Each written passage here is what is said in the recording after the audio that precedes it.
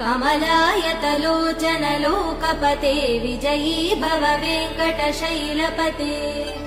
सचतुर्मुख षण्मुख पञ्चमुख प्रमुखाखिल दैवतमौलिमणे शरणागत वत्सल सारनिधे परिपालय मां वृषशैलपते अतिवेलतया तव दुर्विषहैरनुवेल कृदै प्रपराध सदैः हरितं त्वरितं वृषशैलपते परया कृपया परिपाहि हरे अधिवेङ्कटशैलमुदारमते जनताभिमतादिकदानरतात् परदेवदया गदितान् निगमै कमलादयितान् परं कलये